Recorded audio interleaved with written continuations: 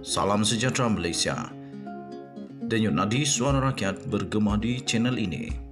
Sebelum kita mulakan berita pada hari ini, jangan lupa tekan butang subscribe, like dan share. Sila tinggalkan komen anda. Denyut nadi suara rakyat terus bergema di channel ini. Tuan-tuan dan puan yang dihormati sekalian, hashtag ini baru berani. Hashtag ini baru berani. Kamu kasih hashtag banyak-banyak. Kasih famous ini baru berani.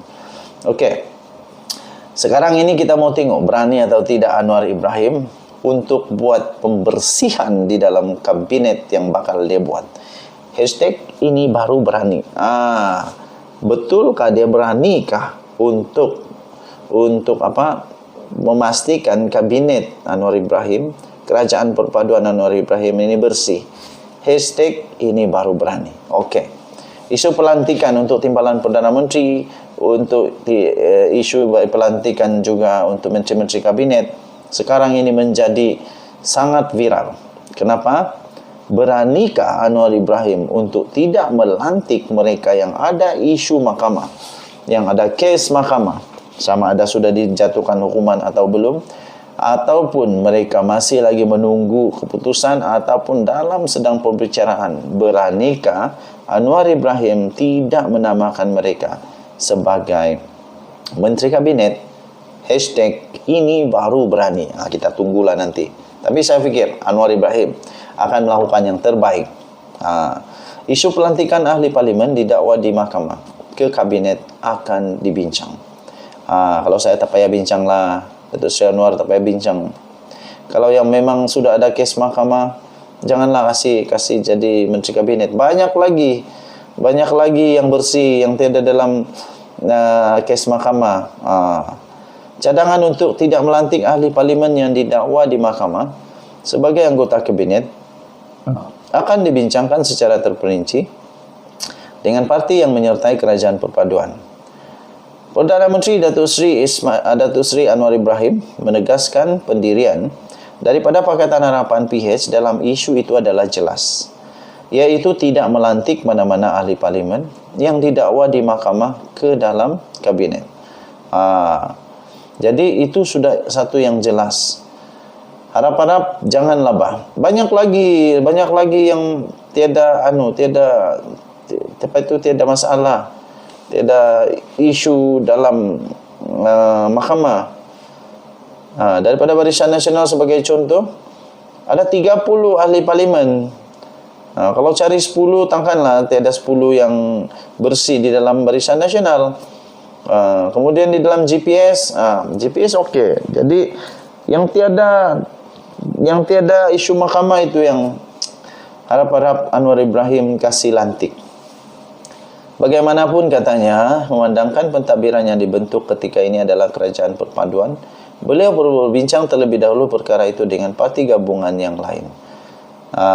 Itu ada dibangkitkan katanya. Kalau dalam kalangan PH pendirian kita jelas, tapi oleh kerana ia babitkan isu kerajaan perpaduan, kita perlu berbincang dengan parti gabungan.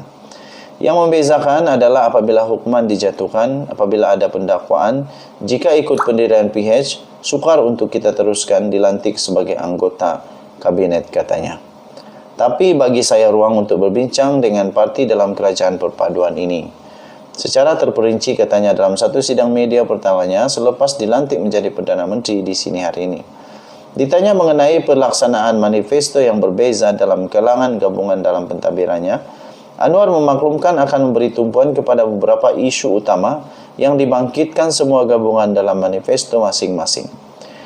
Contohnya, katanya ada beberapa isu teras yang kita tidak boleh kompromi, yaitu isu takbir urus yang baik, usaha anti rasuah, kebebasan kehakiman, dan lebih penting adalah kebajikan rakyat biasa, termasuk isu kos sara hidup yang akan diuruskan secepat mungkin.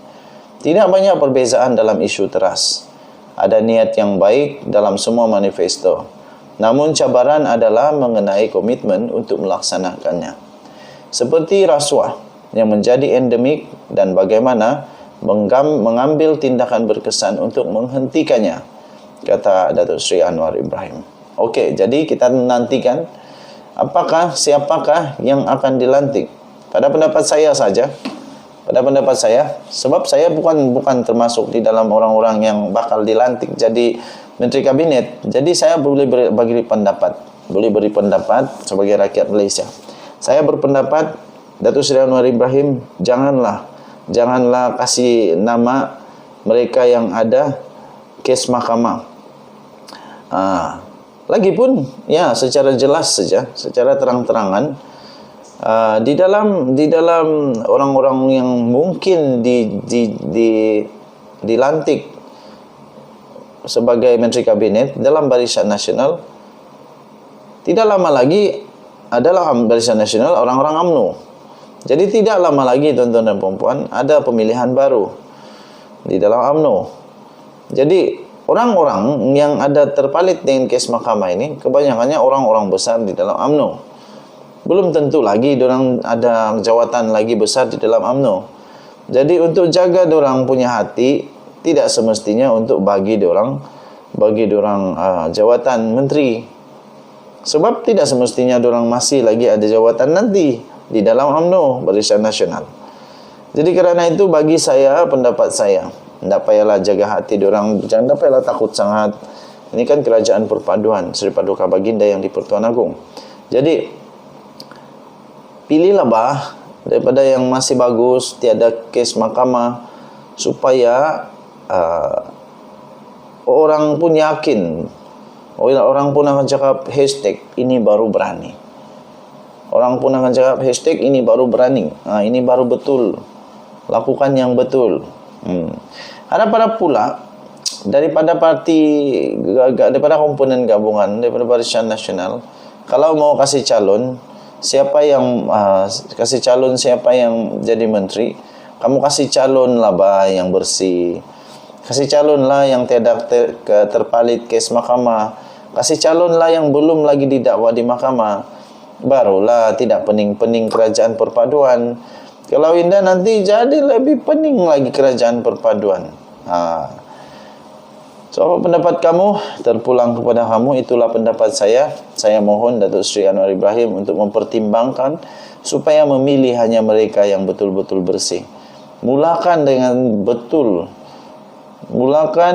betul sekarang ini. Ini betul-betul mau dimulakan dengan betul sudah. Sampai bila baru mau dikasih mula?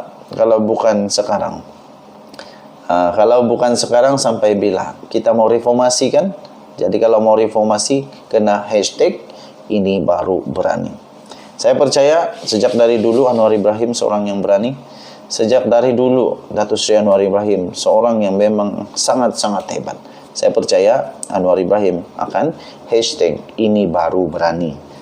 Sudah banyak bukti yang dinyatakan oleh kehidupan Datuk Seri Anwar Ibrahim bahwa dia seorang yang sabar, berani, teguh, pendirian yang tetap berfokus dan tidak pernah goyah. Kita lihat nanti, kita doakan yang baik-baik untuk Perdana Menteri baru kita ini. Kita doakan untuk kerajaan baru ini. Denyut Nadi Suara Rakyat terus bergema di channel ini. Jangan lupa tekan butang subscribe, like dan share. Kita jumpa lagi.